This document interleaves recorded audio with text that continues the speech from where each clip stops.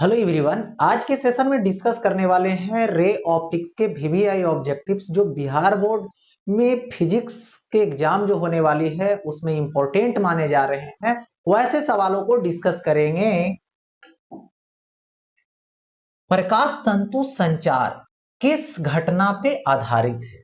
यानी प्रकाश तंतु का मतलब यहाँ पर होता है ऑप्टिकल फाइबर। ऑप्टिकल फाइबर का जो कम्युनिकेशन होती है, संचार होती है, उसमें वो किस पे निर्भर करता है, इसी के बारे में डिस्कस कर। तो यहां देखिए, ये जो प्रकाश तंतु है, जो ऑप्टिकल फाइबर है, वो टोटल इंटरनल रिफ्लेक्शन यानी पूर्ण आंतरिक परावर्तन पर निर्भर करता है। किस पर निर्भर करता है? तो पूर्ण आंतरिक परावर्तन पर निर्भर करता है। नेक्स्ट, किस दर्पण में वस्तु का प्रतिबिंब हमेशा छोटा एवं आभासी दिखाई पड़ता है?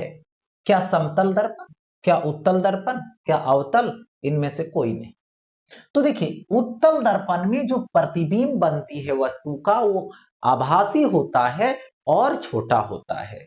उसकी जो दृष्टि क्षेत्र होती है वो विस्तृत होता है, इसलिए इसको साइड मिरर के रूप में भी यूज किया जाता है, उपयोग किया जाता है। ड्राइवर लोग अपने बगल में लगा लेते हैं पीछे देखने के लिए, जो कि आती पीछे से आने वाली वस्तु उसको सीधा दिखाई देती है और साथ ही साथ उसका विस्तृत दृष्टि क्षेत्र बनता है। तो ये हो गया। तो आने कहने का मतलब हो गया कि दर्पण जो रहेगा उत्तल, उसमें हमेशा कभी भी कहीं भी रखो वस्तु को तो क्या बनेगा? आभासी और छोटा प्रतिबिंब बनेगा। जब दर्पण के सामने ऑब्जेक्ट रखेंगे, वास्तविक वस्तु रखेंगे, ठीक है। तो ये हो गया। अब आगे देखिए, तरंग दैर्ध्य के बढ़ने के साथ अपवर्तनांक का मान क्या होता है? तो देखिए, कुशी जी का एक इक्वेशन है, कुशी इक्वेशन है, mu is equal to A plus B by lambda square. यानी इस समीकरण से यदि देखें तो म्यू जो है वो क्या हो रहा है? लेमडा के बढ़ने पर घट रहा है और यहां पर लेमडा को घटाने पर बढ़ रहा है और बढ़ाने पर घट, यानी तरंग दैर्ध्य के बढ़ने के साथ, ठीक है, अपवर्तनांक का मान क्या होता है? तो यहां पर बढ़ा रहे हैं इसको, तो ये क्या होगा? म्यू घटता है इस नियम के अनुसार से। और यदि सिंपली सोचे तो म्यू इज इक्वल टू क्या होता है? सी बाई वी एम, ठीक है। अब देखो, सी मतलब फ्रीक्वेंसी इंटू लैम्डा, ठीक है, लैम्डा नोट मान लो, ठीक है। और वी एम यानी फ्रीक्वेंसी मतलब frequency into lambda, medium, medium में। तो किसी भी मीडियम में जब जाओगे तो हवा से क्या होगी? उसमें स्पीड कम जाएगा। जो मीडियम में जा रहे हो तो स्पीड कम जाता है तो ई भी कम जाता है, ठीक है। तो ये कम जाएगा और ये क्या हो जाएगा? बढ़ जाएगा। तो ये कमा तब नहीं बढ़ा, लेकिन ये बढ़ेगा तो ये क्या होगा? कम हो जाएगा, ठीक है। इससे भी सोच सकते हैं। देखिए, तो ये हो गया, ऐसा घटता है। अब देखिए, एक पतले लेंस को जब इतना अपवर्तनांक वाले द्रव में डुबो दिया जाता है तब लेंस नहीं दिखाई पड़ता। लेंस नहीं दिखाई पड़ता है मतलब उसी के जैसा हो जाता है। उसी के जैसा हो जाना मतलब उसका भी क्या हो जाना? लेंस का अपवर्तनांक उतना ही होगा तब न वैसा दिखेगा। डेविएशन नहीं होगी ना तो उससे कुछ होगी। इसका मतलब है, यही पूछा है तुमसे कि तब लेंस नहीं दिखाई पड़ता है, लेंस का अपवर्तन, तो लेंस का अपवर्तनांक कितना ही होगा? तो सिंपल दिखेगा, सेम दिखेगा, जो कि स्पष्ट देख नहीं पाएंगे कि जो लिक्विड में डाले हैं, जो द्रव में डाले हैं, वो लेंस दिखाई नहीं देगा। यानी कितना होगा? 1.6 ही होगा। अब देखिए, प्रकाश हवा से कांच में, प्रकाश हवा से कांच में प्रवेश करती है, इसका तरंग दैर्ध्य क्या होगा? देखिए, प्रकाश है, यहां से आ रहा है, सोर्स है, ठीक है। तो यहां से जब चला तो इधर हवा है, एयर है, और इधर क्या है? कांच है, ग्लास है, ठीक है, कांच है। तो प्रवेश जब करेगी, ऐसे आई, ऐसे चली, नॉर्मल की तरफ मुड़ गई, तो यहां तो स्पीड कम जाएगा, तो v is equal to frequency into lambda. यदि फ्रीक्वेंसी देखें तो फ्रीक्वेंसी में कोई परिवर्तन, आवृत्ति में कोई परिवर्तन नहीं होगा, ठीक है, क्योंकि स्रोत एक ही है, सोर्स नहीं बदल रहा, इसलिए याद रखना आवृत्ति नहीं बदलेगा। तो कभी बोले कि प्रकाश यदि हवा से कांच में जा रही है या तो कांच से हवा में जा रही है, तो आवृत्ति पर क्या प्रभाव पड़ेगा? तो कुछ भी नहीं पड़ेगा। वेग पर क्या प्रभाव पड़ेगा? तो वेग क्या होगा? यदि हवा से कांच में जाएगा तो प्रकाश की वेग कम होगी, तो प्रकाश की वेग जब कम होगी तो ये लेमडा भी कम होगी, यानी तरंग दैर्ध्य भी कम होगा। प्रवेश कर रहा है, सघन माध्यम में जा रहा है, सघन में, तो क्या होगा? तरंग दैर्ध्य यहां पे घटता है, ठीक है, और वेग भी घटता है। और उल्टा बोल देता, कांच से हवा में जा रहा है तो क्या होगा? वेग बढ़ेगा तो तरंग दैर्ध्य भी बढ़ जाएगा। अब देखिए, -1.5 डायोप्टर प्लस 2.5 डायोप्टर क्षमता के दो लेंस संपर्क में रखे गए हैं, तो इस संयोजन की फोकस दूरी होगी।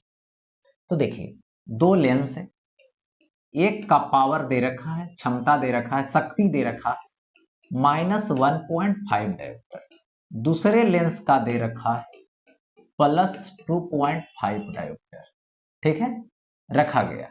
इस संयोजन की फोकस दूरी होगी तो power is equal to P1 plus P2, P1 plus P2 हो गया।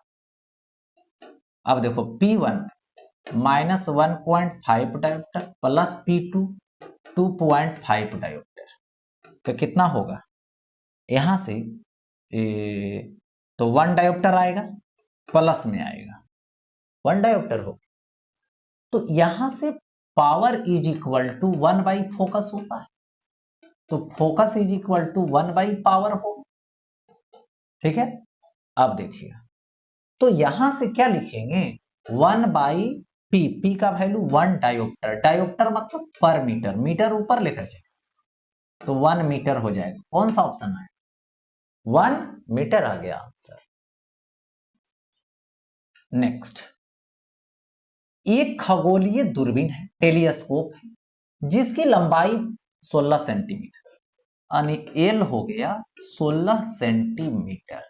देखिए, खगोलीय दूरबीन की जो लंबाई होती है वो होता है ऑब्जेक्टिव का फोकस प्लस आई पीस का फोकस इज इक्वल टू 16 हो गई, ठीक है, is equal to 16, equation first. अब देखो, आवर्धन क्षमता 3 है, तो m बराबर यहां पर 3 दे, तो ये होगा FO बाई FE होता है, इसका वैल्यू होता है FO बाई FE, माइनस में होता है लेकिन वैल्यू रख रहे हैं FO बाई FE, तो 3, तो FO is equal to 3FE हो गया। अब यहां पर लिखेंगे फ्रॉम फर्स्ट, तो क्या होगा? FO का वैल्यू पुट कर, तो 3FE प्लस FE बराबर 16, तो ये 3FE plus FE 4FE is equal to 16, तो FE is equal to 16 by 4 यानी 4 आएगा सेंटीमीटर। तो FO is equal to 3FE, तो 4 तिया 12 सेंटीमीटर होगा ऐसा। देखिए, तो 4 सेंटीमीटर और 12 सेंटीमीटर, तो कौन सा ऑप्शन करेक्ट है? देखिए, ये ऑप्शन करेक्ट है, ठीक है। नेक्स्ट, एक प्रकाश किरण कांच जिसका अपर्तनांक कितना है, यानी इसको लिख दो कांच का माने ग्लास, कितना हो गया? तो यहां से 5/3 हो गया, ठीक है। और इसके बाद देखिए, पानी में जा रहा है जिसका अपर्तनांक कितना है, वाटर, तो ये है 4/3। क्रांतिक कोण होगा, यानी क्रांतिक कोण C is equal to what, ठीक है। तो इसकी फॉर्मूला होती है sine C is equal to 1/μ, तो किसका? रेयर का, किसके रेस्पेक्ट में?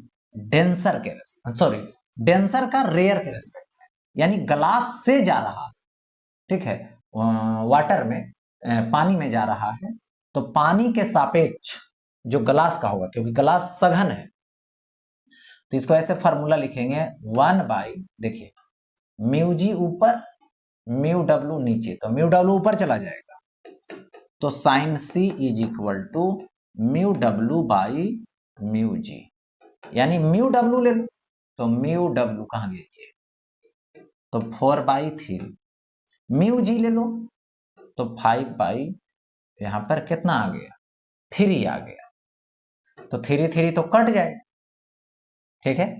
तो अब यहां से साइन है, तो C इज इक्वल टू होगा sine inverse 4/5, sine inverse 4/5, sine inverse 4/5 हो गया, आंसर हो गया।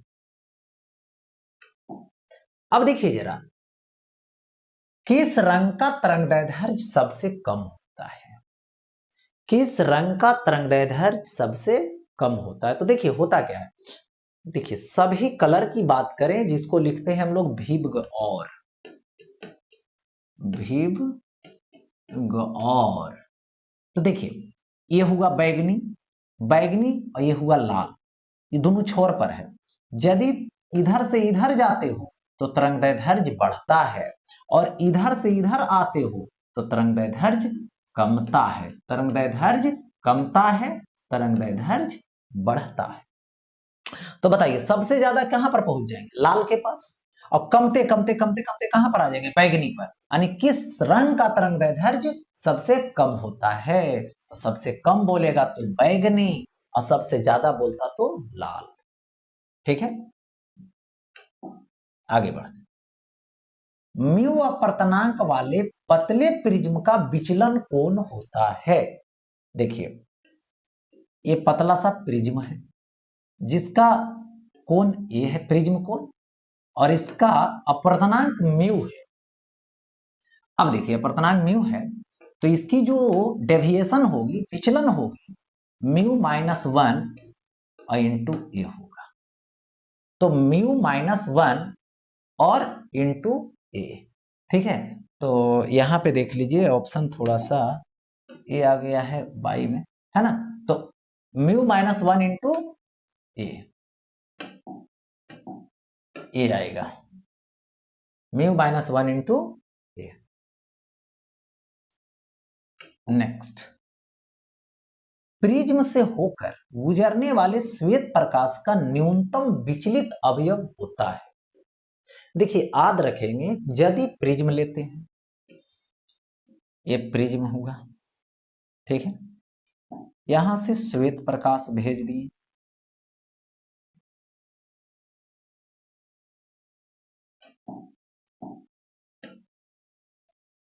श्वेत प्रकाश आ गया, यहां पर देखिए स्क्रीन है, ठीक है, तो सबसे ऊपर में जो होगा ये लाल होता है, ठीक है, और सबसे जो नीचे होता है ये बैगनी होता है, ठीक है, और मीन में जो होता है वो येलो होता है, ठीक है, और सब इसके बीच में आ जाएगा, कैसे अरेंज करोगे, भीब और ऐसे अरेंज होता है, तो सबसे ऊपर रेड रहेगा, नीचे बैगनी रहेगा, ऊपर लाल नीचे बैगनी, फिर आसमानी, नीला, हरा, पीला, संतरा, नारंगी, रेड, लाल रंग।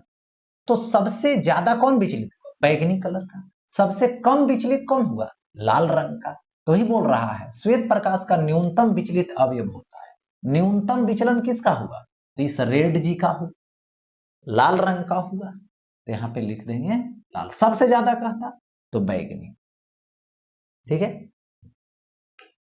अब आगे बढ़ता हूं, नेक्स्ट देखिए, एक उत्तल लेंस का अपवर्तनांक 1.5, एक उत्तल लेंस है जिसका अपवर्तनांक 1.5 है, यानी म्यू का वैल्यू यहां पर 1.5 दे दिया, ठीक है, और उसको ग्लास का हुआ ये लेंस का, और पानी में डाला गया इतना अपवर्तनांक में, डुबाया जाता है तो उसका सामर्थ्य क्या हो?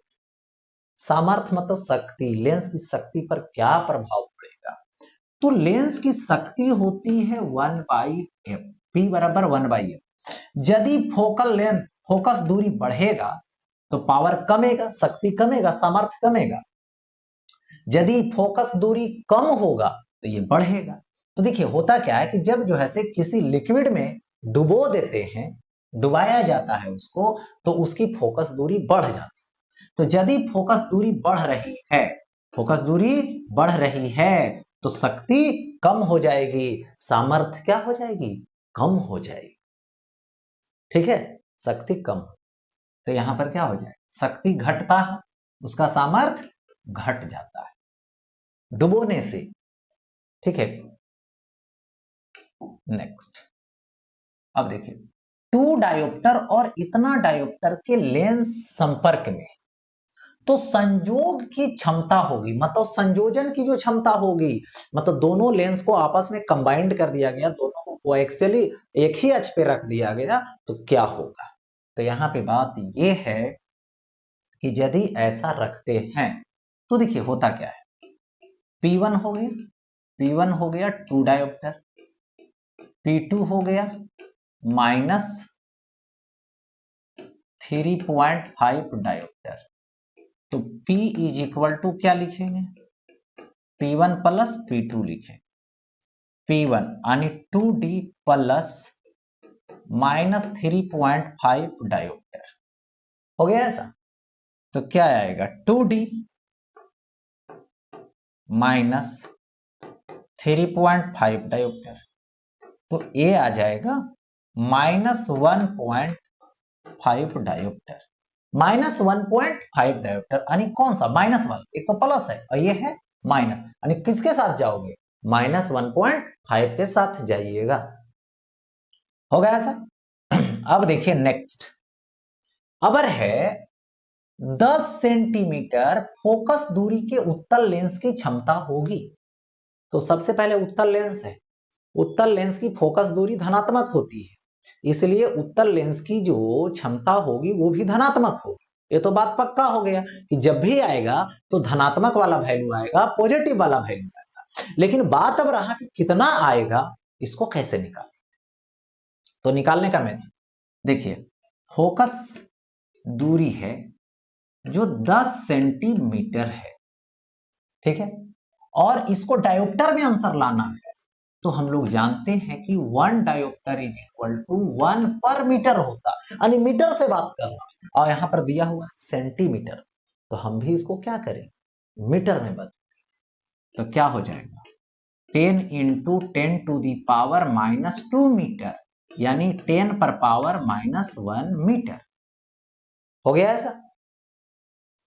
तो पावर इज इक्वल टू क्या होगा? 1/f होगा।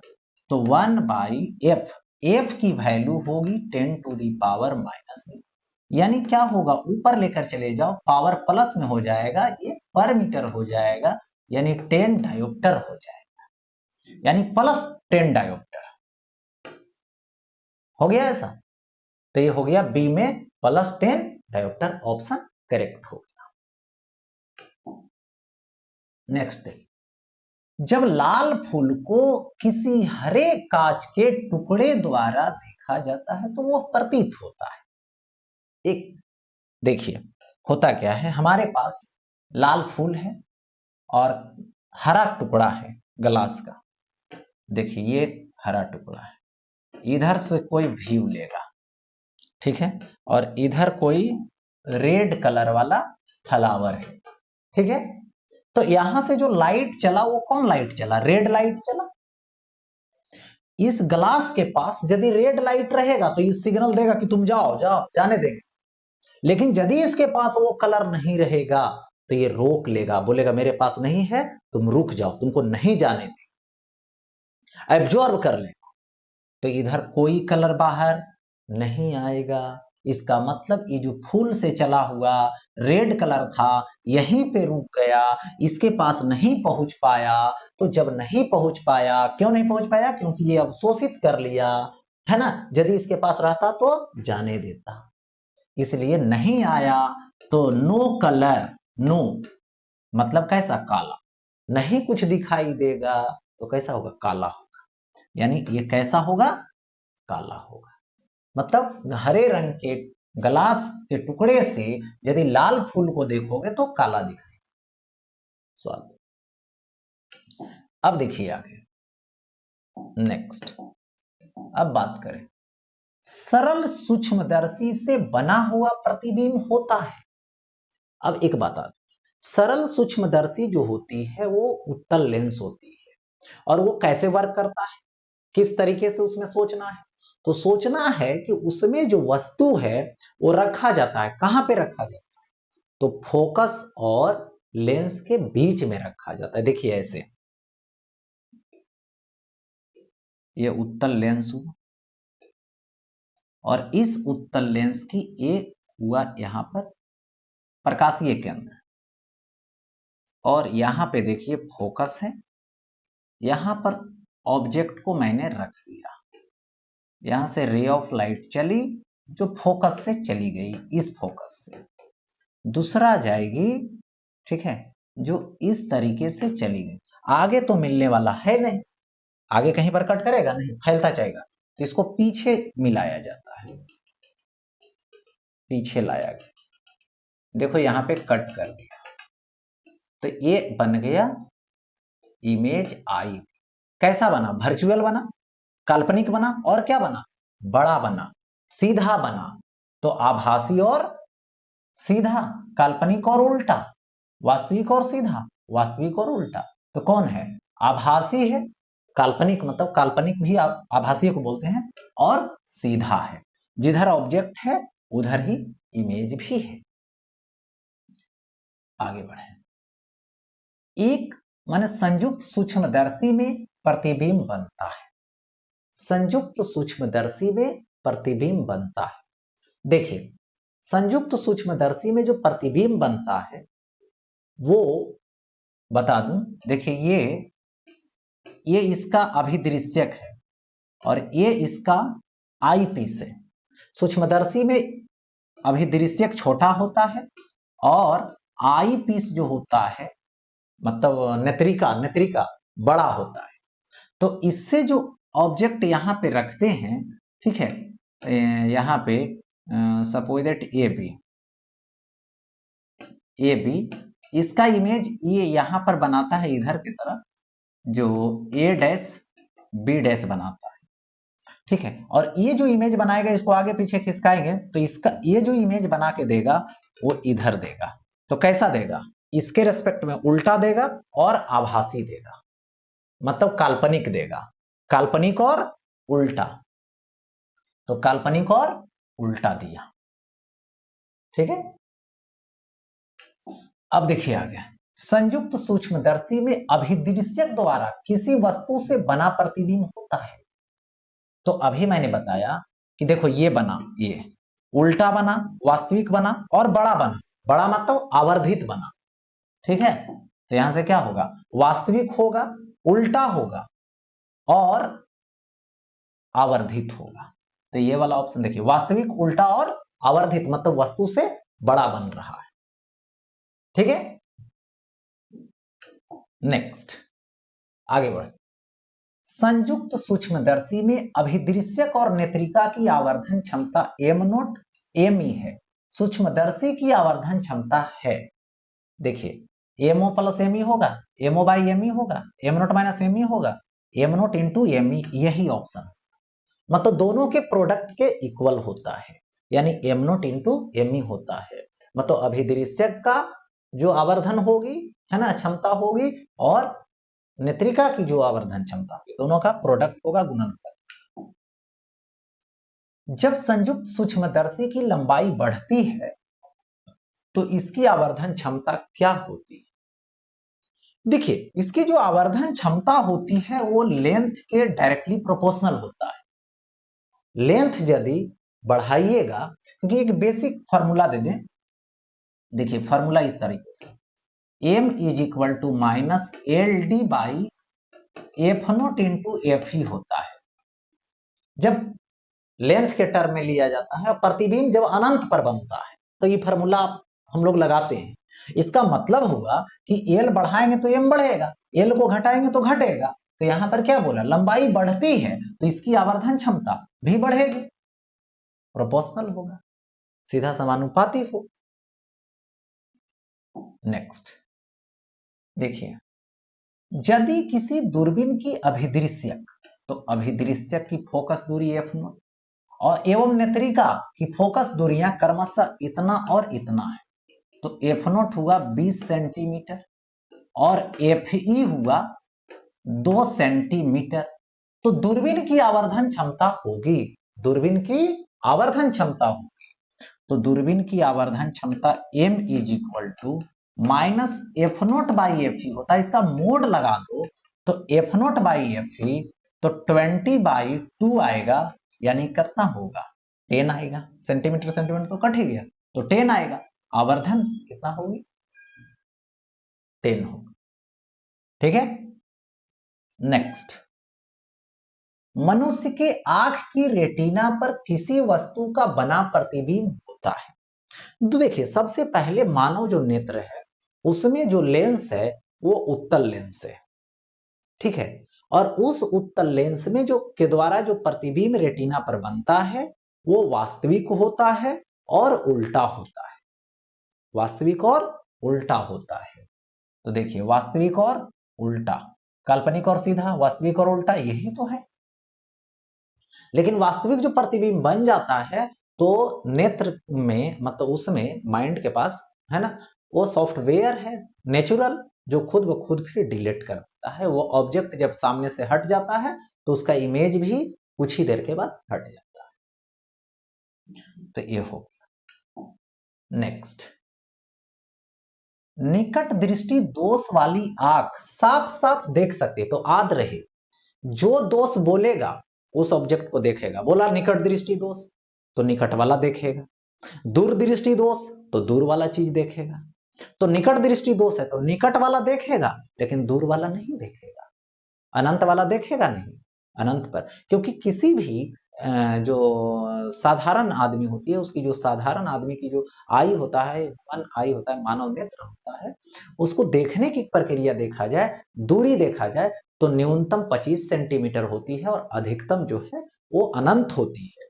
मतलब उसकी जो दृष्टि प्रास होती है, देखने की जो दृष्टि प्रास होती है वो 25 सेंटीमीटर से लेकर अनंत तक होती है। ठीक है, 25 सेंटीमीटर से लेकर अनंत तक होती है। तो यहां पर मैं बात करूं, अभी मैं निकट दृष्टि की बात कर रहा हूं, तो साफ साफ देख सकती है किसको, तो निकट की वस्तु को। किसको, निकट की वस्तु को, दूर वाला देखेगा नहीं। ठीक है, जो दोष रहेगा वही दिखाई देगा। अब आगे बढ़ते हैं।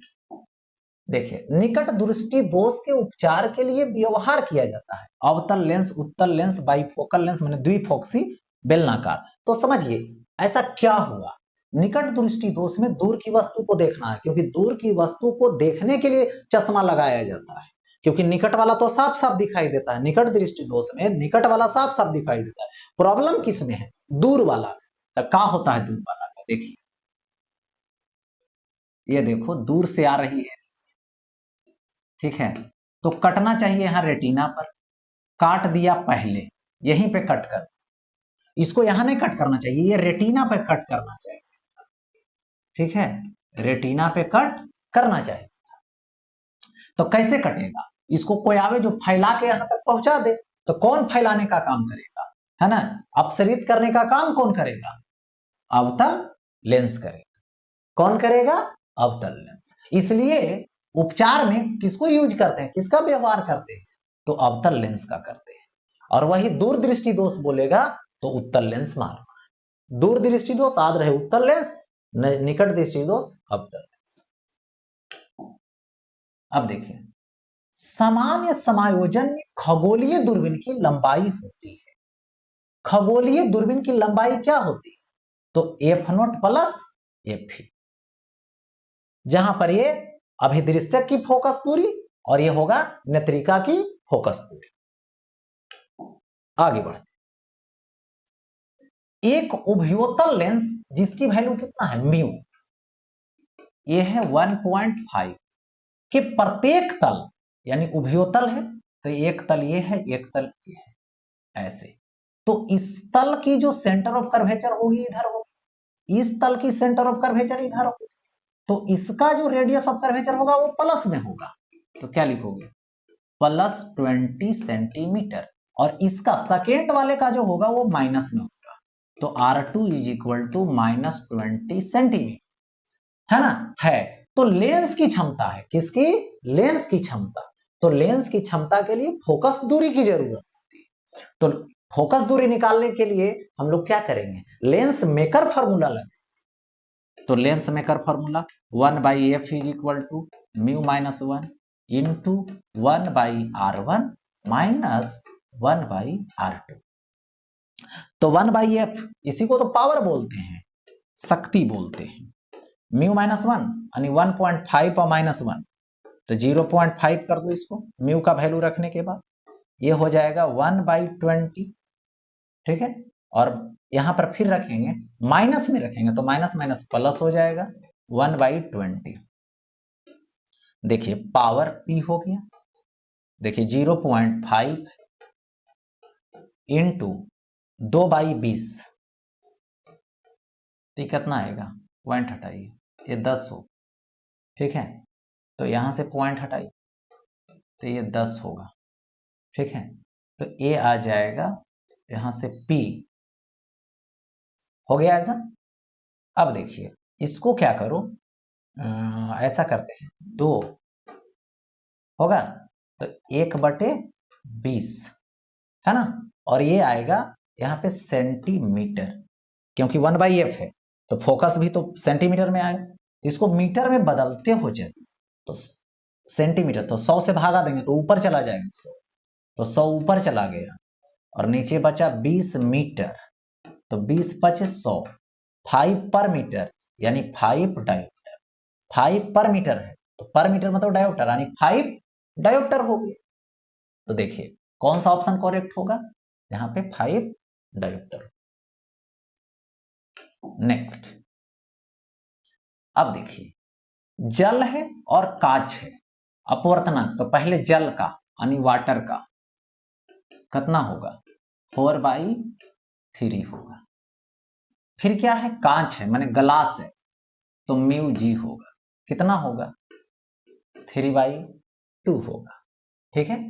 जल का कांच की अपेक्षा, किसकी अपेक्षा, कांच की अपेक्षा, तो कांच का पहले रखेंगे, जल का निकालना है, यानी जल का आपेक्षिक निकालना, कांच की अपेक्षा अपवर्तनांक होगा, है ना, कांच का। तो इसमें क्या होगा, जिसका निकालना है ऊपर और जिसके सापेक्ष निकालना है नीचे, तो जिसका निकालना है उसको ऊपर रखेंगे, तो कितना है वाटर का, 4/3 है। नीचे ग्लास का जिसके रेस्पेक्ट में निकालना, 3/2 हो जाएगा, 2 ऊपर लेकर जाओगे, यानी इसको ऐसे लिखोगे 4/3 इंटू 2/3, ठीक है। तो ये होगा 8/9, 8/9, यानी कौन सा ऑप्शन करेक्ट होगा, डी नंबर, गुड। अब देखिए एक उत्तल लेंस के ऊपर के आधे भाग को काले रंग से रंग दिया जाता है, रंग दिया गया है, उसके द्वारा बनने वाले प्रतिबिंब की क्या होगी, आकार बढ़ेगा, आकार घटेगा, तीव्रता कम होगी, इनमें से कोई। तो देखिए ये है, मान लो लेंस, उत्तल लेंस है, सपोज कर लो यहां पर एक ऑब्जेक्ट रखा है, यहां से रे ऑफ लाइट गया ऐसे, ये कैसे गया, और एक यहां से फोकस से जाएगा, ऐसे गया, ऐसे जाएगा, ऐसे देखो। तो इस पर जो अभी इमेज बन रहा है ये IB बन रहा है, ठीक है। तो अभी ऊपर से जितने भी लाइन जा रहे हैं सब जा रहे हैं ऐसे, और नीचे से भी जो भी जा रहा है ऐसे, सब मिल रहा है जाके, मिल रहा है सब जाके, ऊपर वाले भी पार्ट से जो लाइन रेज जा रही है सब मिल रहा है यहाँ पर, नीचे ई फोकस से भी जो जाता है पैरेलल हो जाता है लेंस के बाद, वो भी मिल रहा है। यदि इसको यहां से कलर कर दें, आधा भाग को कलर कर दें, ब्लैक कर दें, तो इधर से जाने वाला प्रकाश रुक जाएगा, नहीं जाएगा, तो यहाँ पे प्रकाश की आने वाली मात्रा कम हो जाएगी, इमेज पर कोई प्रभाव नहीं पड़ेगा, क्योंकि आधे भाग जो ऊपर है वो तो इमेज बना ही देगा। लेकिन वहां पर पहुंचने वाली जो प्रकाश की किरणें हैं उसकी संख्या कम हो जाएगी, उसकी मात्रा कम हो जाएगी, तो तीव्रता कम होगी, ब्राइटनेस कम होगा।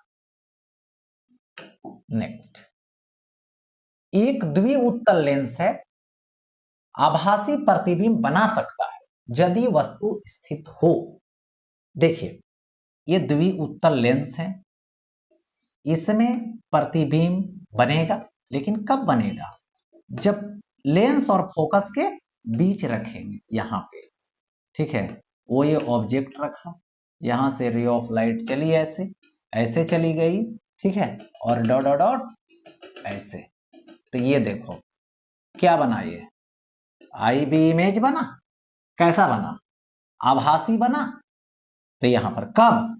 फोकस और लेंस के बीच, यानी लेंस और फोकस के बीच, लेंस और फोकस के बीच रखेंगे तब इसका इमेज ऐसा बनेगा, अन्यथा नहीं बनेगा। तो आज के सेशन में हमारे पास इतने सवाल की ऑप्टिक्स से रिलेटेड कलेक्शन थी, जिसको मैंने डिस्कस करवाया, जो आपके बिहार बोर्ड के एग्जाम के लिए इंपॉर्टेंट माने जा रहे हैं। इन सवालों को एक बार जरा देख लीजिए, अच्छे तरीके से समझ लीजिए, जो कि आपके एग्जाम में आ सकता है या तो इससे संबंधित आ सकता है। ओके।